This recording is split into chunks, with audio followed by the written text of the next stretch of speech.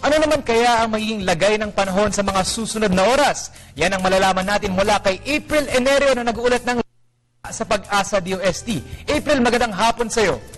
Magandang hapon din, Sandro. Magandang umaga ang bumungad sa ating mga kababayan dito sa Metro Manila ngayong Webes. Ganun pa man, ating paalala na huwag pa rin kalimutang magdala ng payong dahil ayon po sa Pag-asa, posible pa rin makaranas ng mga pag-ulan dulot ng thunderstorms ang Metro Manila sa loob ng 12 oras. Actually, medyo makulimlim ngayon sa ilang bahagi ng Quezon City sa mga oras na ito, no? Kaya asahan na ang ulan sa mga susunod na oras. Samantala, isang panibagong sama ng panahon ang binabantayan sa silangang bahagi ng Pilipinas.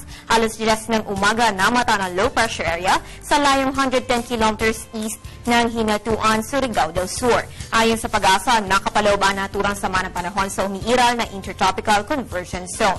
Ang mga nabanggit na weather system ay inaasahang magdadala ng moderate to occasional heavy rains at thunderstorms sa may Palawan, Visayas at Mindanao. Abiso na Pag-asa na maging handa ang ating mga kababayan dyan sa mga posibleng pagbaha at landslides. At dahil nga nasa karagatan itong low pressure area, posible itong makaipon ng sapat na lakas para maging bagyo. At pag nagkataon ay tatawagin itong si.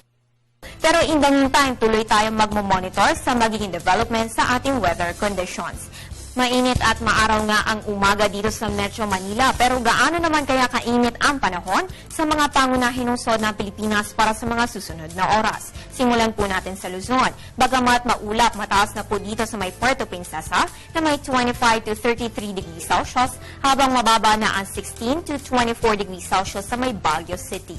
Punta naman po tayo ng Visayas. Mataas na po sa may Metro Cebu na may 25 to 31 degrees Celsius at mababa naman sa Tacloban na may 24 to 31 degrees Celsius. Sa Mindanao, mataas na po dito sa may Zamboanga na may 24 to 32 degrees Celsius at mababa naman sa may Cagayan de Oro na may 22 to 31 degrees Celsius.